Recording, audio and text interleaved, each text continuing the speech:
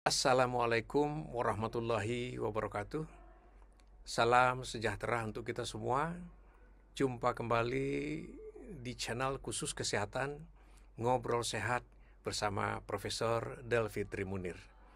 Pada episode kali ini kita akan membicarakan mengenai penyakit lupus pada anak.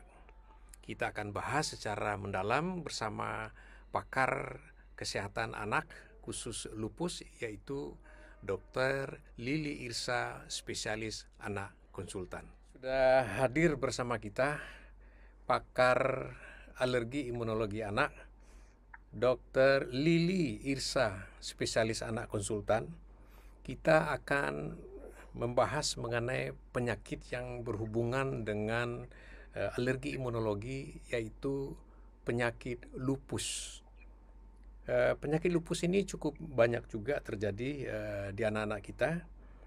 Tentu ini ada orang-orang tertentu yang punya bakat juga.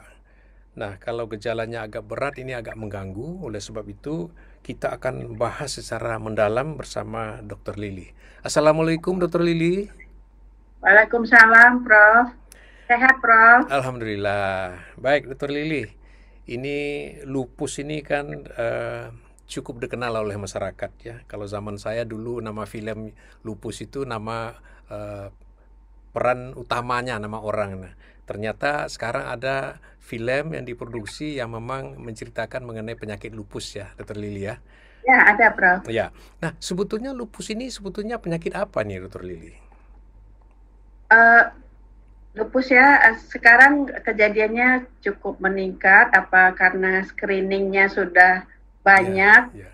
sudah aware dokternya, atau memang meningkat karena hal-hal lain, karena patofisiologinya sebenarnya belum diketahui pastinya. Jadi penyakitnya itu secara garis besar adalah penyakit autoimun, Prof. Penyakit autoimun ya, ibu-ibu.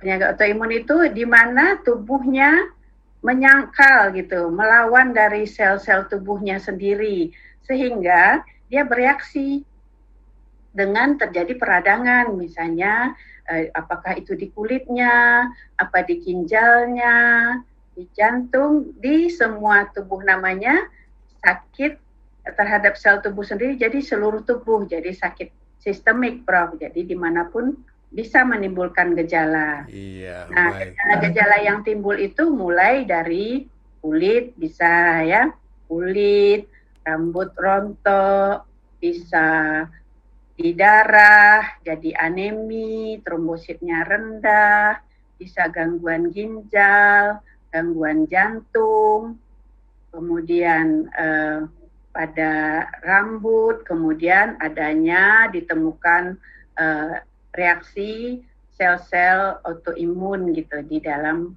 darahnya, seperti itu. Jadi tampilannya anak-anak jadi sering demam bisa. Jadi tampilannya itu 1000 wajah namanya, Prof. Penyakit 1000 wajah. Kadang-kadang dia dikirim, dibilang itu tipus. Kenapa? Sudah berlama-lama demam hilang timbul, demam hilang timbul. Nah, itu dikirim dengan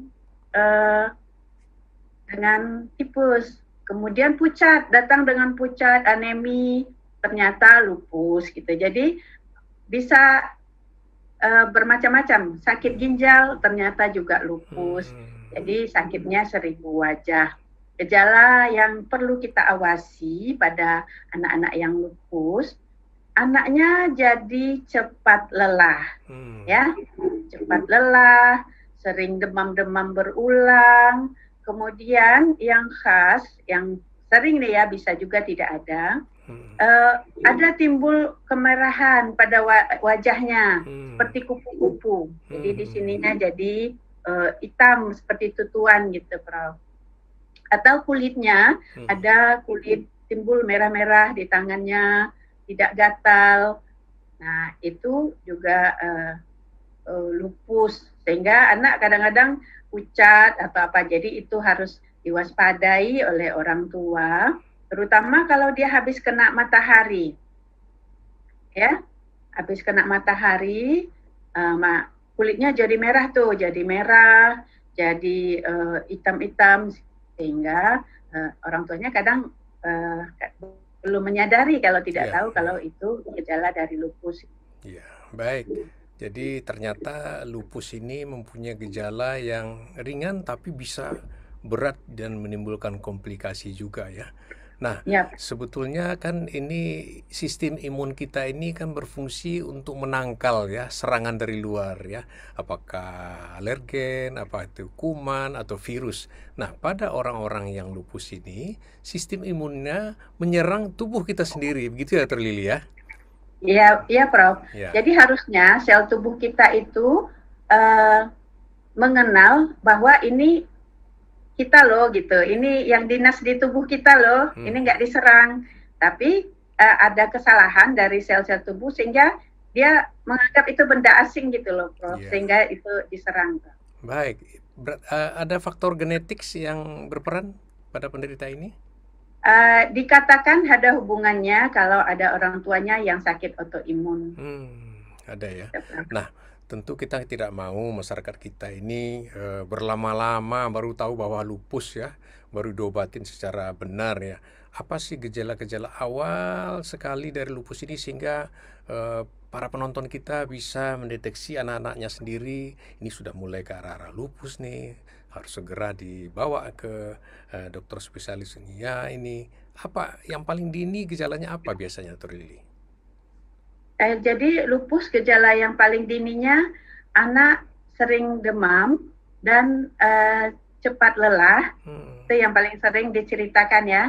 Kemudian bintik-bintik merah pada wajah kalau kena matahari, sehingga timbul hitam-hitam di wajahnya, itu yang sering, tapi tidak disadari oleh orang tuanya itu suatu penyakit. Dan itu proses itu yang paling dini umur berapa itu yang biasanya muncul itu, gejala awal itu? Gejala yang sering karena dia ada pengaruh hormonal juga, yang paling sering itu umur-umur 10-an sampai 14, 16 gitu, Prof. Iya. Tapi gejalanya pada anak kecil juga bisa. Oh, bisa juga ya. Jadi pada pasien kami yang paling kecil itu umur 7 tahun, Prof. Oh, yang ada juga. Sekarang sudah terkontrol.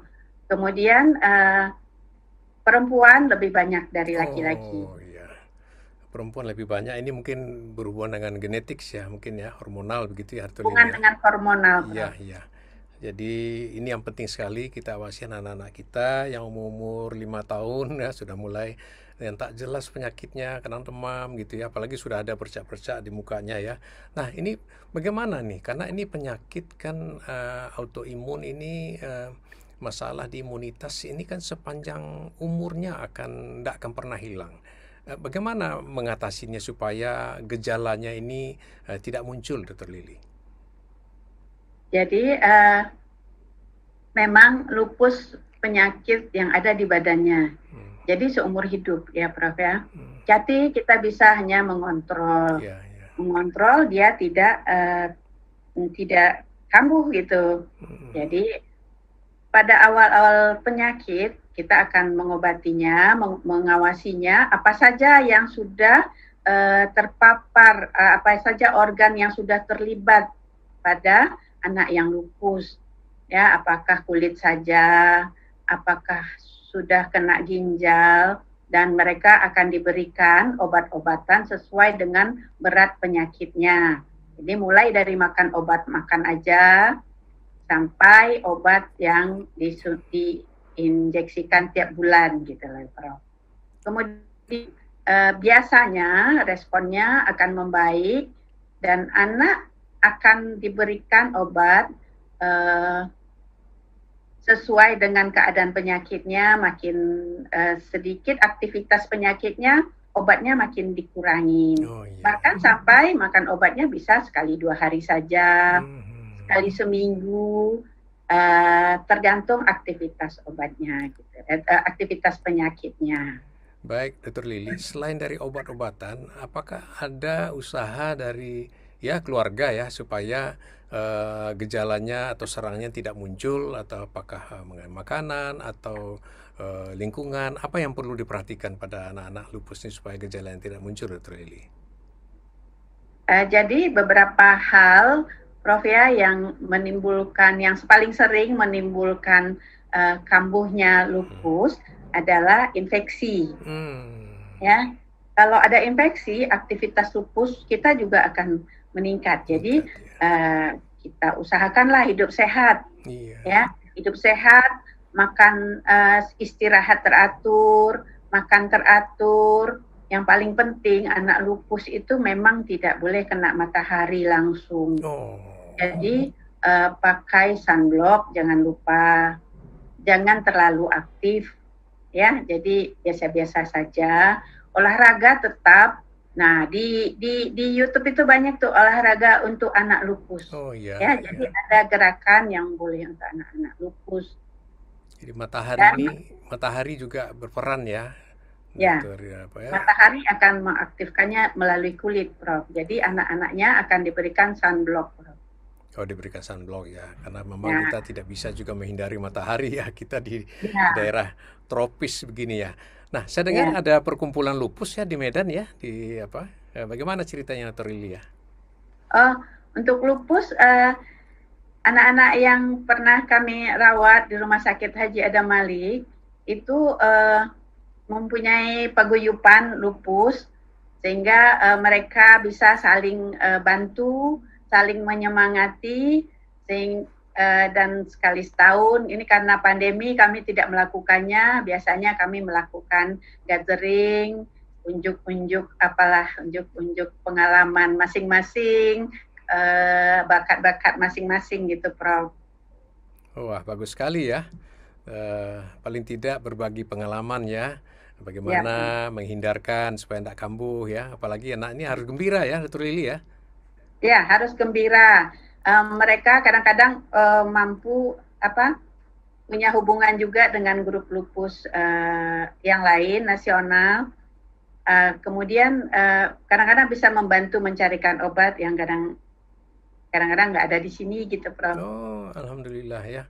Jadi saling kerjasama ya. Secara nasional ada juga perkumpulan ya. Tiap-tiap kota mungkin ada ya perkumpulannya, Dr. Ada, Prof. Ya. Alhamdulillah. Ini sangat bermanfaat sekali ya kepada para orang tua yang memang anak-anaknya dititipin ya menderita lupus ya. Tetap beraktivitas seperti biasa ya. Bagaimana mengendalikan supaya tidak kambuh ini yang penting. Kalau kambuh ada obatnya. Jadi tetap kita berikan harapan masa depan yang cerah bagi anak-anak kita. Walaupun menderita lupus, dia bisa berkarier seperti biasa. Begitu, Dr. Lili ya? Iya, pasien kami sudah ada yang married, Prof. Udah punya anak. Alhamdulillah. Baik, terima kasih Dr. Lili. Semoga bermanfaat untuk masyarakat kita. Salam sehat selalu. Wassalamualaikum warahmatullahi wabarakatuh. Waalaikumsalam warahmatullahi wabarakatuh.